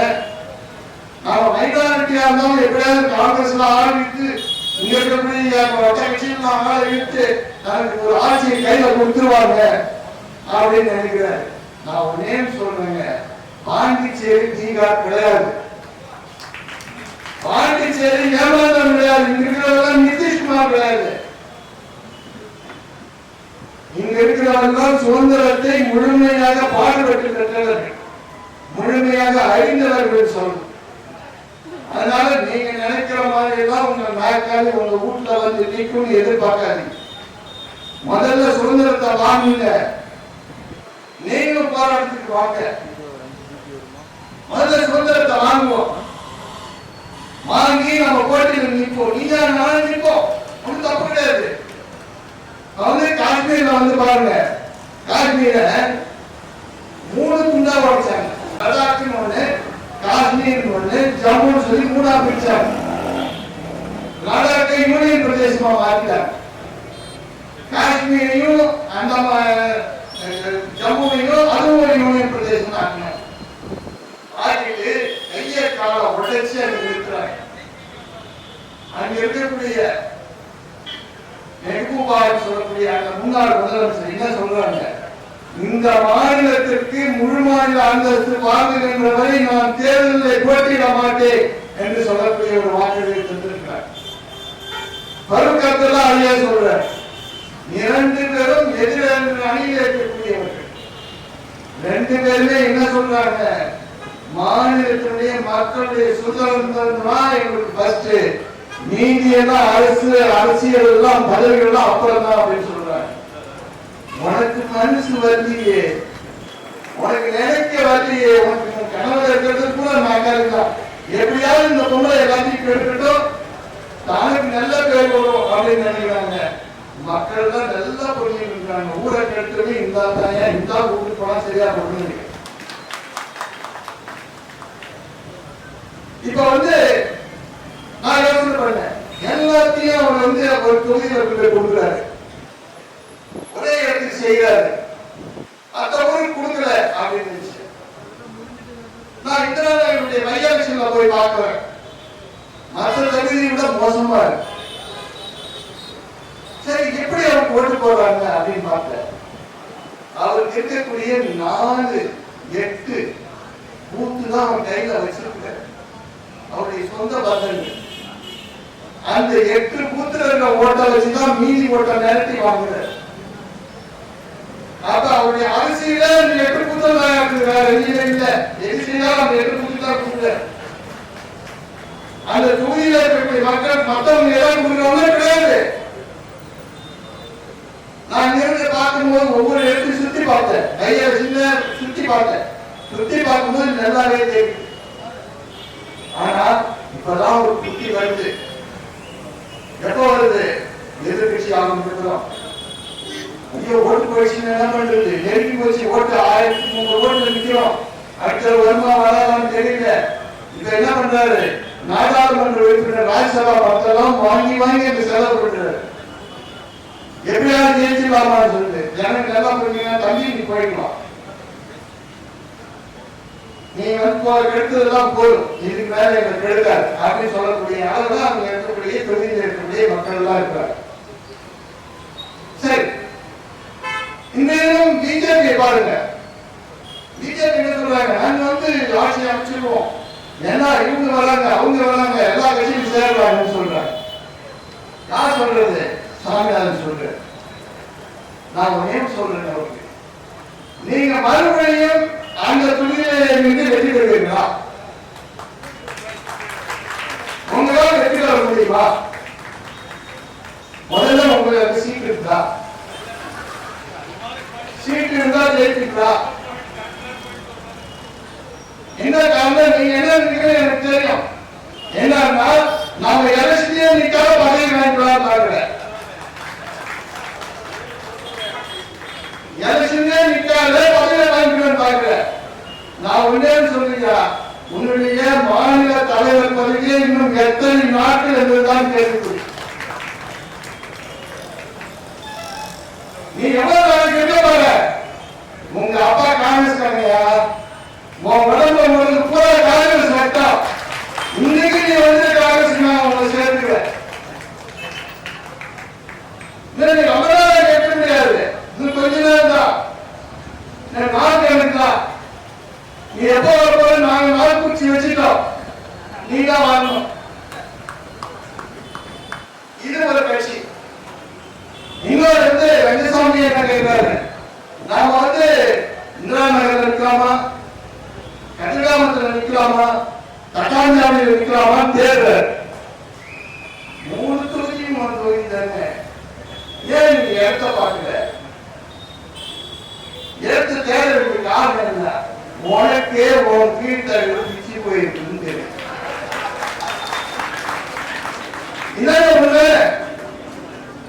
சரி, நான் என்ன கேட்கிறேன், உங்களுக்கே இந்த மாதிரினா நீ நாட்டை ஆள போற, நான் தான் சிஎம், என்ன விட்டு ஆளுங்க சொல்லி நிறுத்திய மக்கள் ஓட்டு போடுறியா? மக்கள் ஓட்டு போட்டுதானே நீ வரணும். நீ என்ன நினைக்கிற, எங்களை விட்டு வியாபாரம் பண்ணலான்னு பாக்குற. நாங்க 2011 ஏமாந்துட்டோம். ஆனா இப்ப வியாபாரம் மாட்டோம். நாங்க செய்யறோம் சொல்லி காட்டுறீங்க. அன்னைக்கு சொல்றீங்க எந்த ஆள் இல்ல, இன்னைக்கு எல்லாருமே மாத்துட்டாங்க. எல்லாரும் பேசுவாங்க, எல்லாரும் சொல்லுவாங்க. நான் இன்னொரு கேட்கிறேங்க, திடீர்னு ஒரு பாவம் கட்டலன்னு சொல்லிட்டு எவ்வளவு கமெண்ட் வச்சாங்க. இன்னைக்கு பாவத்தை திறந்துருக்குங்க. உன் காலத்துல 2015 எங்க ஆட்சி இருக்கும் போது மல்லிகார்ஜுன் காரே வந்து கடகால் போட்டது. நமச்சிவாய் செய்தார் நிறுத்தின. ஆனா இன்னைக்கு நாங்க தேர்ந்துட்டோம். யாருடைய இது? காங்கிரஸ் ஆட்சியில். அதே மாதிரி பாத்தீங்கன்னா மேரி பில்லுங்க யோசனை பண்ணி பாருங்க. நான் வந்து பழைய மாதிரியே கட்டுறேன், பழைய மாதிரியே பண்ண போறேன், ஹெரிட்டேஜ் பில்டிங்கா பண்ண போறேன்னு சொன்னேன். டெண்டர் கான்ட்ராக்ட் கொடுத்து அவன் வேலை செய்யும் போது கொத்தின் கீழே விழுந்த எந்த கான்ட்ராக்ட் அவன் என்ன ஆக்ஷன் எடுத்த? ஏதாவது நடவடிக்கை இருக்கா? இல்ல. ஏதாவது வேலை செய்தியா? இல்ல. ஆனா எங்களுடைய ஆட்சி வந்ததற்கு பிறகு இன்னைக்கு முழுமையா அந்த கட்டடத்தை கட்டி திறக்கக்கூடிய நிலைப்பாடு வந்து சொல்லலாம். எதற்காக சொல்ல வர, இந்த கீரன் பேடியை வைத்துக் கொண்டு இந்த கீரன் ரெக்கார்ட வச்சுக்கிட்டு நாம் இவ்வளவு தூரம் ஓட்டோன்னு சொன்னா நம்முடைய தேவைதான் சொல்லும். பல முறை நடந்து நடந்து நடந்து நடந்துதான் வாங்கிக்கிறோம். ஒரு முயற்சியில, 2 முயற்சியில, 10 முயற்சியில, 100 முயற்சி. அந்த 100 முயற்சியின் மூலமாக தான் இந்த அளவுக்கு செய்திருக்கோம். அது மட்டும் இல்ல, இன்னொரு பாத்தீங்கன்னா இந்த உருவியார் பாலம், உருவியார் பாலத்தை பாத்தீங்கன்னா திருக்காஞ்சி போது அங்க ஆத்துல போய் மாசி மரம் பங்குனி உத்தரம் போய் நம்ம தர்ப்பணம் கொடுக்கறதுக்கு போவோம். போகும்போது கோயில் எங்க இருக்குன்னு தேடணும், வழி எங்க இருக்குன்னு தேடணும். உட்கார்ந்து தர்ப்பணம் கொடுக்கறதுக்கு இடம் இருக்காது. இன்னைக்கு நான் பாக்குறேன், நல்ல அருமையான ஒரு பாலம், அருமையான ஒரு கோயில், அங்க இருக்கக்கூடிய வழிபாடு செய்வதற்குமான இடங்கள் இதெல்லாம் முழுமையா செம்மையா செய்திருக்கிறோம். யாருடைய காலத்துல? காங்கிரஸ் ஆட்சி காலத்துல. இதெல்லாம் ஒரு தடை இருக்குல்ல, இந்த தடை வந்து யார் காரணம்? இந்த மோடி, இந்த தேர்தல் போயிட்டா.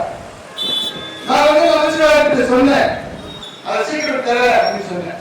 இல்ல இல்ல நான் லைட்டு போடணும், நீ லைட் எல்லாம் போட பார்த்து நான் முதல்ல தேர்ந்துருவேன். ஏன் தேர்ந்து அப்படின்னு சொன்னேன்னா, நம்ம கீரன் பேட்டிக்கு போனா என்ன உங்களுக்கு தெரியும்.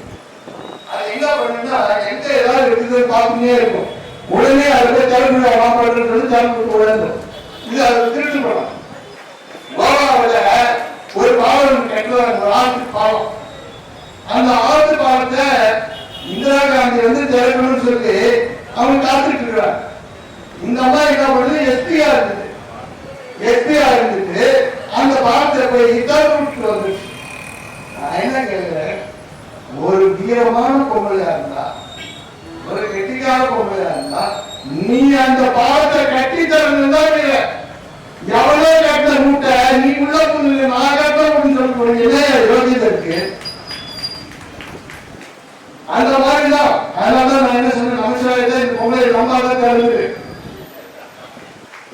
நீ தரப்பு மேலாம் பார்க்காத, நீ கல்ல அப்புறம் தான் வச்சுக்க தந்து. ஏன்னா இப்ப அந்த மாதிரி எதாவது சொல்ல வரா, இந்த அம்மாவுக்கு வந்து எல்லாமே திருட்டுல இருந்தா. ஒரே ஒரு உதாரணம் சொல்றேன், ரூரல் டெவலப்மெண்ட்ல ஒரு ஸ்கீம் 50 கோடி ரூபாய்க்கு ஒரு ஸ்கீம் இன்னும் சாங்ஷனே ஆகல. இந்த மாதிரி ட்விட்டர்ல போடுது, நான் மத்திய அமைச்சர் பேசி அதற்கு அனுமதி வாங்கி அதை கொடுத்து விட்டேன் அப்படின்னு சொல்லி இதுவரை சாங்ஷன் ஆகல. மீட்டிங்ல பேசினாலே சாங்ஷன் ஆகிற மாதிரி இருக்குதுன்னு சொன்னாங்க அதிகாரி. உடனே அது ஒரு ட்விட்டர்ல போட்டு தானா செய்யற மாதிரி இருக்கு.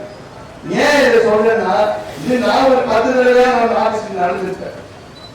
போய் அங்க உட்கார்ந்து என்னாச்சு அது என்னாச்சு நம்ம கேட்டு கேட்டு கேட்டு கொண்டாந்து நிறுத்துறோம்.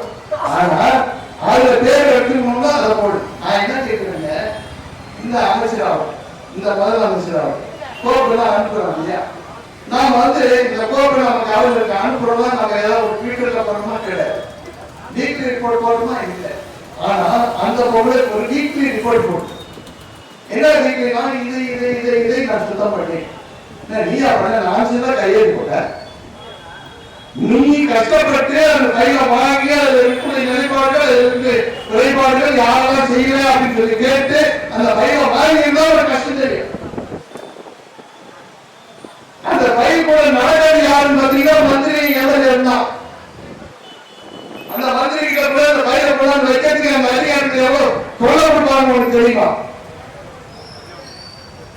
அவர் கையில வாங்கி எடுத்துட்டு வந்து உருவாக்கி அதுல ஆளுநர் செல்வதற்கு சொன்னால் குறைந்தது 6 மாதம்.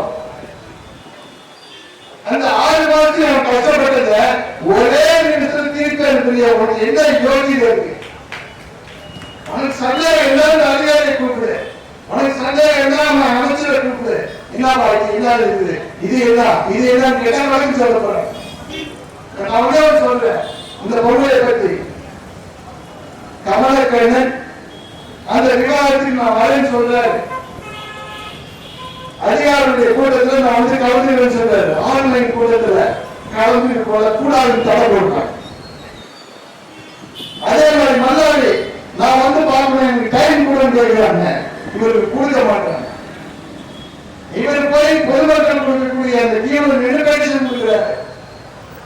அப்ப அமைச்சர்கள் எந்த அளவுக்கு தாழ்ந்து சென்று எப்படியாவது காரியம் நடக்க வேண்டும் என்பதற்காக முயற்சிகள் எடுக்கிறாங்க அப்படின்றத பாருங்க. அதை எதனால சொல்றாருன்னா ஏதோ காங்கிரஸ் வந்து சண்டை சண்டை போடலையா, எப்படியாவது கொண்டுட்டே ஊர்ல போய் சொல்லணும் பதில் சொல்லணும் அப்படின்ற ஒரு முயற்சிகள் தான் இருக்கிறார். எப்படியாவது வளைஞ்சு அவங்க போய் நின்று வேலையை முடிக்கணும் தான் பாக்குறாங்க. அவங்க நாம போய் பேசினாலும் அதாவது முதல்ல ஆளுநர்லாம் நாம போய் பேசலாம். ஹைவே எடுத்துட்டே போய் நாங்க பேசுவோம். ஹைவேல போய் பேசி என்னென்ன குறைபாடுகள் இருக்கு என்னென்ன இருக்குன்னு அவங்க சொல்லுவோம். அவங்க அதை விவாதம் பண்ணுவாங்க, செயலாளர்கள் வருவாங்க, எல்லாத்தையும் பேசுவோம். அவங்க பேமெண்ட் வரும். ஆனா இங்க என்னன்னு கேட்டீங்கன்னா இவங்க பையில எடுத்துன்னு போய் கொடுத்தாலும் பையில நம்ம வாங்கி பார்க்காது, வாங்கி வச்சிடும். வாங்கி வச்சுட்டு இவங்க சொல்றதெல்லாம் கேட்டுக்கிறோம். கேட்டுக்கிட்டே இவங்க என்ன சொன்னாங்க நேர் மாறுதான் இருந்திருப்போம். இதுதான் இதுவரை நடந்தது. இதெல்லாம் எதோ சொல்றாரு, ஏதோ அமைச்சரவை சண்டை போடுறாங்க. சண்டையே கிடையாது. யாருக்கும் சண்டைக்கு ஆசையே கிடையாது. எந்த சட்டமன்ற உறுப்பினருக்கு ஆசை கிடையாது, எந்த அமைச்சருக்கு ஆசை கிடையாது, எந்த முதலமைச்சருக்கு ஆசை கிடையாது. ஆனா சண்டை என்பது ஆசைப்படுவது யார் என்று சொன்னால் கேள்விதான். வேற யாருமே இல்லை. இதெல்லாம் எதுக்காக சொல்ல வரும்னா இந்த அம்மாவை எந்த ஜென்மம் வந்தாலும் எவன் வந்தாலும் திருப்பவே முடியாது. அப்படியும் சொல்றீங்க சொல்லுவாங்க. நாங்க வந்தா சமாளிச்சிருவோம், நீ வந்தாலும் சமாளிக்க உன் பாட்டை வந்தாலும் சமாளிக்க. அதெல்லாம் என்ன பண்ணு தெரியுங்களா? ஜெயிச்சுன்னு வச்சுங்களா, எதிர்கட்சி ஜெயிச்சுது ரங்கசாமியை உட்கார்றா, நான் தான் ஜெயிக்க வச்சேன், நான் தான் ரங்கசாமியை உட்கார வச்சேன், அதனால நான் தான் நீங்க எப்ப சொல்றோம். மோடியா விளையாட்டுக்கு நீயே இருந்து ஆசீர்வாதம் பண்ணி அனுப்புவார். தோச்சல் வச்சுங்க, நான் இவ்வளவு கஷ்டப்பட்டேன், இவ்வளவு வேலை பார்த்தேன், இந்த கட்சியாரெல்லாம் வலியுறுத்துறேன், இவ்வளவு என் பேர் ரிப்பேர் ஆயிடுச்சு, அதனாலதான் இங்கதான் இருப்பேன் அப்படின்னு சொல்லி. சரி, அடுத்த கேள்வி என்ன கேட்பீங்க? சரியா, நீங்க சண்டை போட்டுனே இருக்கீங்க, சண்டைக்கு எப்படிதான் முடிவு என்னதான் நடக்கும்னா இந்த பொங்கலை போனாதான் முடியும், இல்லைன்னா முடியாது. இந்த பொங்கலை எப்ப போகணுன்றது யாருக்கும் தெரியாது. நான் உடனே சொல்றேன், இது இந்த பெண்ணுடைய கொலை மட்டுமல்ல, மோடி அவர்களுடைய கொலைன்னு சொல்றேன். இன்னைக்கு தினமலர்ல பார்க்கலாம், பிஜேபி மவுத் பீஸ் அதுல எழுதுறான். அங்க இருக்கக்கூடிய ஆளுநர் அவர்கள் எல்லா ஊர்லையும் போய் ரிவியூ பண்றாங்க. ஆதித்யநாத் அரசாங்கத்தினுடைய செயல்பாடுகளை ரிவியூ பண்றாங்க போடுறாங்க. போட்டு அதுவே எழுதுறான், இந்த அம்மாவுக்கு யார் அதிகாரம் கொடுத்தாங்க, எப்படி போலாம், எப்படி கேட்கலாம். அப்ப இந்த மட்டும் யாரையா அதிகாரம் கொடுத்தா? அப்ப என்ன ஆட்சியில ஒரு அதிகாரம், இந்த ஆட்சியில ஒரு அதிகாரம்? நான் உடனே சொல்றேங்க, ஆதித்யநாத்துக்கு மோடிக்கு சிக்கல் ஆரம்பிச்சுட்டு தான் அடுத்தது. அப்ப ஆதித்யநாத்தை கொல்ல கொடுக்கறதுக்கு அந்த அம்மா தயாரா இருக்கு, வேலை செய்யுது. அந்த அம்மா யாரு? குஜராத்தி. குஜராத்ல இருந்து போனவங்க. மோடியுடைய உத்தரவு இல்லாம அந்த அம்மா செயல்படாது. முன்னாள் முதலமைச்சர் அந்த அம்மா இன்னைக்கு செயல்படுறாருன்னு சொன்னா அந்த ஆதித்யநாத்தை வெளியில அனுப்பணும். அது காரணம் என்னன்னா அடுத்த பிரைம் மினிஸ்டர் கேண்டிடேட் அந்த அம்மா அந்த கீழே நிக்கிறார். அதனால கீழே நிக்கிறதுக்கு கட் பண்ணிடு, நானே வராத பாத்துக்கலாம் அப்படின்றது அவங்களுடைய கணக்கு. இதுதான் மோடியுடைய கணக்கு. அப்ப யார் வந்தாலும் மோடிக்கு எதிராக பேசினால் நடைபெறாது என்பதுதான். இப்ப ஒரு உதாரணம், இவருடைய ஃப்ரெண்டு ட்ரம்ப் இன்னைக்கு என்ன பண்றாரு? பாராளுமன்றத்துல உள்ள புள்ள ஆணை வச்சு அடிக்கிறாங்க. அங்க இருக்கக்கூடிய இவ்வளவு கும்பல் போது காவல்துறை இருக்கிறாங்க, காவல்துறையே இல்லை, சுத்தமா ஆப்சென்ட். அங்க இருக்கக்கூடிய எதிர்கட்சி உறுப்பினர்கள் அடிக்கிறாங்க, பாதுகாப்பு கொடுக்குறாங்க. இதெல்லாம் எதுக்குன்னா நாளைக்கு மோடி இறங்குகின்ற நேரத்தில் இதெல்லாம் நடக்கும். மோடி அவ்வளவு சீக்கிரம் இறக்கி வீட்டுக்கு அனுப்ப முடியாது. இதெல்லாம் நமக்கு ஒரு பாடம். இன்னைக்கு ட்ரம்ப் என்ன பண்றாரோ அந்த செயல்பாடுதான் மோடி அவர்களும் 2024 செய்வார். அதற்கு நாம இப்பயே தயாரா இருக்கணும். இப்பயே அவர்கள் ரெண்டு பேருமே ஜனநாயகத்தின் மீது நம்பிக்கை இல்லாதவர்கள், சுதந்திரத்தின் மீது நம்பிக்கை இல்லாதவர்கள். பிளானிங் கமிஷனுடைய ஒரு மெம்பர் பேசுறார், சேர்மன் பேசுறார், இந்தியாவில் அளவுக்கு அதிகமான சுதந்திரம் வழங்கியிருக்கிறார். அப்பப்பட்ட சுதந்திரத்தை வழங்கினாங்க. இதெல்லாம் பிடிக்கிட்டான், பிடிக்கிட்டு இவன் பேசுறான். என்ன நியாயம் இது? அதனால நாம என்ன நினைக்கிறோம் பாத்தீங்கன்னா, இந்த கீரல் பேடு மட்டுமல்ல, இந்த கீரல் விழுந்த ரெக்கார்டு மட்டுமல்ல, அங்க இருக்கக்கூடிய மோடியும் இந்த நேரத்தில் அகற்றினால்தான் எதிர்காலத்திலே சுதந்திர இந்தியாவை நாம் அனுபவிக்கிறோம். அதனால இது ஆரம்பம், இது ட்ரையல். இந்த ட்ரையல்ல நாம வெற்றி பெற்றால் நிச்சயமாக பாராளுமன்றத்தில் 2024 காங்கிரஸ் ஆட்சி வரும், நம்முடைய நிர்ணாயக ஆட்சி வரும் என்று கூறி விடைபெறுகிறேன். நன்றி.